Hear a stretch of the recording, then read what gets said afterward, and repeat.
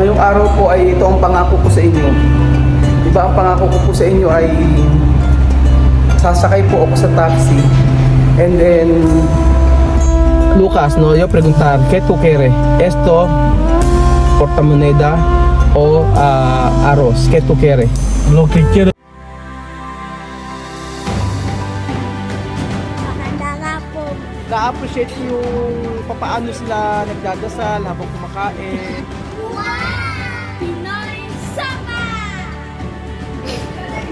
Señor Andrés, gracias, muchas gracias. Mario, aquí contento.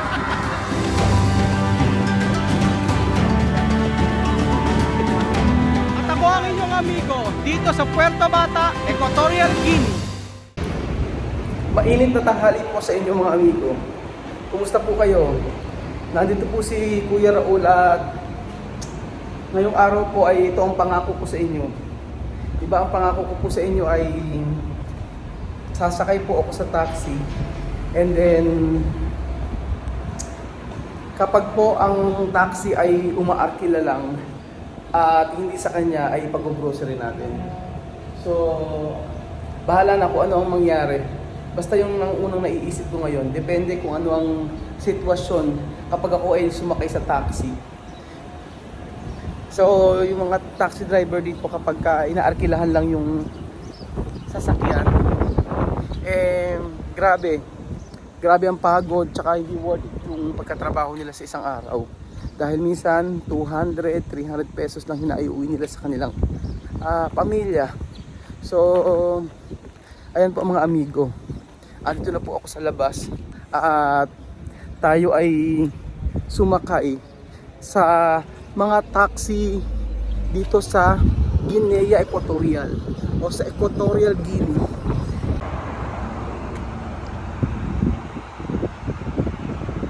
So ito, kaso may sakay. Gusto ko yung walang sakay para madali ako makausap yung yung taxi driver. Minsan kasi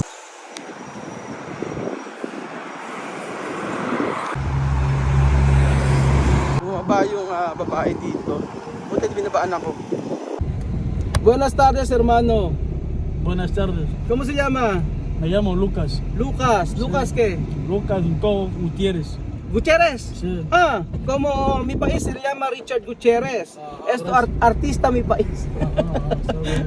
Hindi, actually kanina kausap ko na siya, tinanong ko kung sa kanya yung taxi na to. And then sabi niya ay hindi daw. Ang sabi niya umaarkila lang daw siya. So medyo nakakapagtanong na ako sa kanya at ulitin natin yung mga tinanong natin. So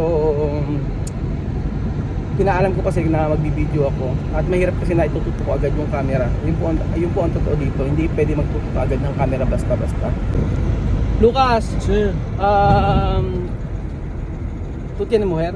sí, tengo mujer.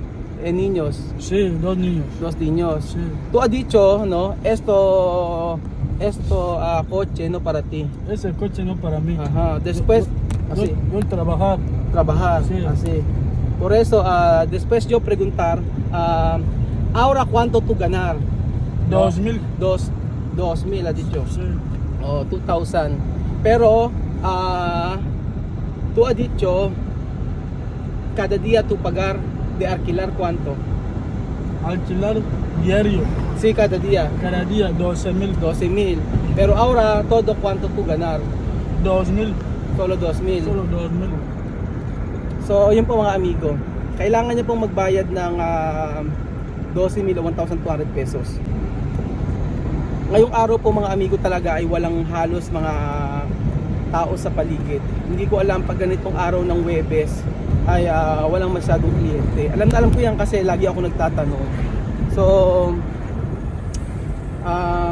sabi niya may 2,000 pa lang siya o 200 pesos yung nakukubra niya. Kailangan niyang ma-reach yung 10,000 o 1,000 pesos para po makabayad po sa renta o sa arkila kada araw. Lucas, ¿cómo va tu trabajo cada día? Vale, tan solo mi trabajo cada día va un poco así, tan solo por la gracia de Dios. Es el que me da de comer y de beber. So ayun po mga amigo, pinahinto ko sa andlit yung taxi. Lucas, no, esto la verdad, no. yo saber cuando tú tienes taxi está bien. Sí. Pero cuando tú alquilar esto poco difícil. Poco. O cuando cada día pagar 12,000, 13,000, depende de coche, ¿no? Ujú. Después cada día él ganar 2,000, 2,000. 3,000, así, Ujú. ¿no? Sí. Pero trabajar la mañanita hasta Hasta- noche, Sí. así, Ujú. ¿no? Sí. Eso es la verdad, ¿no? Sí, la verdad, Aha. sí. Ayun, yun yung sinasabi ko po sa inyo mga amigo. Ganun po kahirap yung mga nag-aarkila ng taxi dito. Kaya sabi ko, kaya ako pag ako nagbabayad po talaga, binabayad ko po talaga yung the best para po sa kanila. Por eso, cada día cuando yo coger taxi, yo pagar bien. Ejemplo, kuku hasta puerto, yo pagar 5,000, 10,000, así. Porque yo saber qué clase trabajo esto. Esto Sí. difícil. Muy difícil. Muy difícil, porque la mañanita hasta noche trabajar, así. Ujú. Yo preguntar para ti, ¿no? Ujú. Yo tengo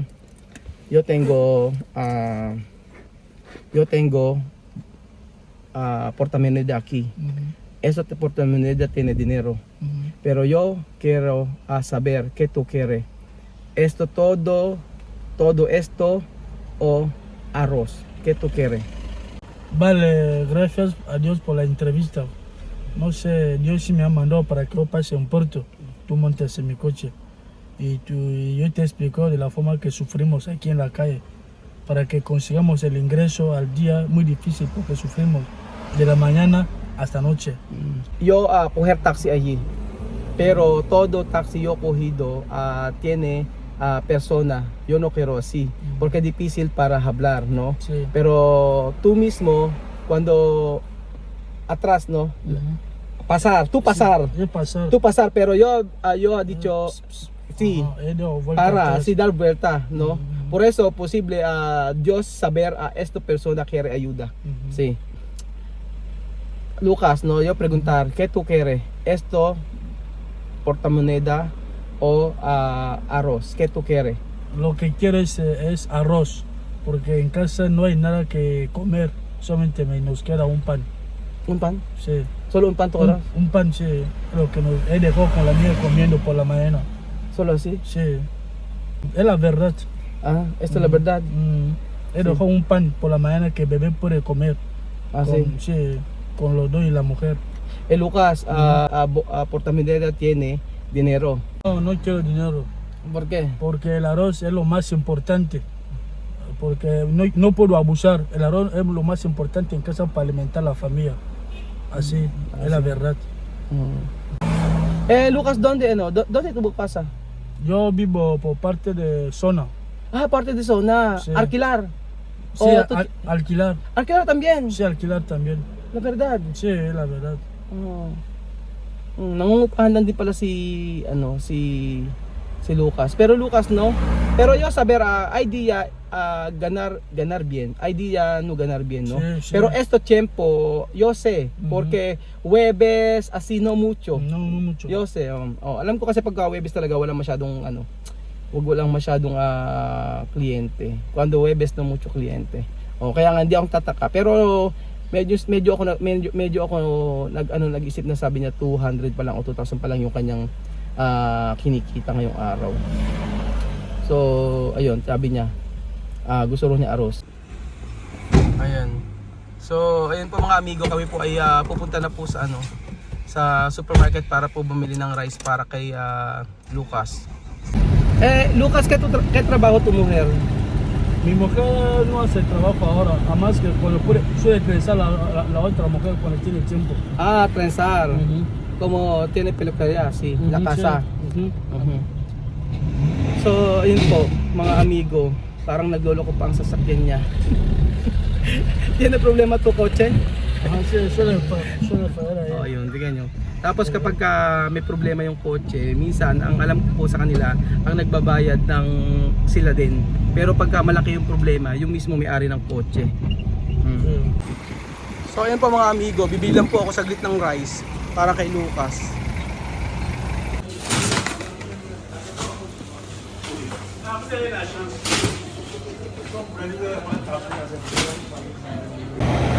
So ayun po mga amigo, Nakabili na po ako ng rice.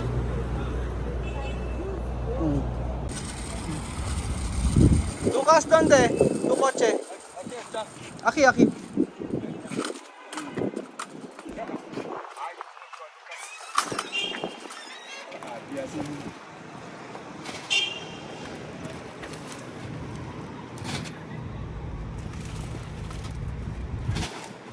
Hermano, gracias. Muy contento estoy. Y doy gracias a Dios y a mi hermano que me ha comprado 3 sacos. Mi de nombre arroz. es Raúl. Doy gracias a Raúl Ujú. y por la gracia de Dios, que Dios siempre que le ayude cada vez más, porque me ha comprado 3 sacos de arroz. Ahora no comer panes tu casa, ahora comer arroz. Ahora voy a comer arroz buenamente para llenar, no voy a comer ahora panes. Panes, no. Sí. ¿Cuántos años? Yo, yo ya tengo 33 años. Tú 33 años. Sí. Yo. Mi cara, ¿cómo va? ¿Cuántos años? Vale, te puedo dar... ¿Cuánto? Habla la 20. verdad. Vale, aproximadamente te puedo dar 29 a 30 años así. ¿30? Sí. No, soy mayor. Ah, 39. oh, La verdad. Yo 39 años. pero no se parece. Sí. Sí. Ako, bibigyan natin ito uli ng pera. Hindi rin ako mukhang 39. Lucas, Sí.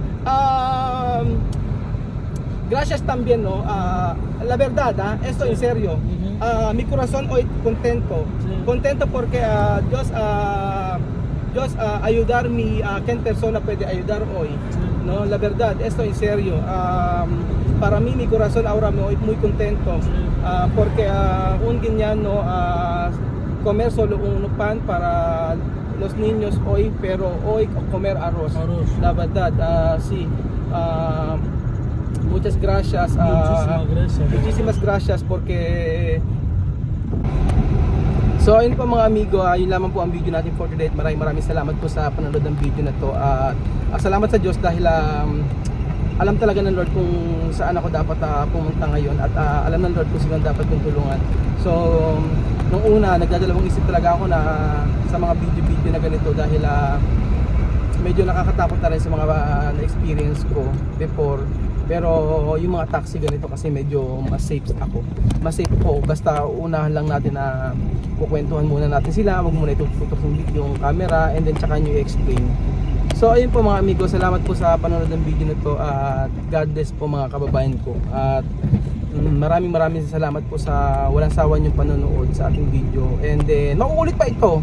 Hanap tayo ng mga taxi driver na umaarkila lang at nagbabayad araw-araw para mabuo yung bayad sa kanilang arkila sa pang-araw-araw at kumita ng kaunting pera para po makakain ng pamilya. Salamat at saludo ako sa mga taxi driver dito sa Equatorial Guinea.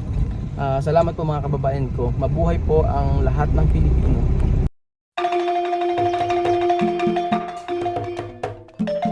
Na-appreciate ko yung paano sila nagdadasal,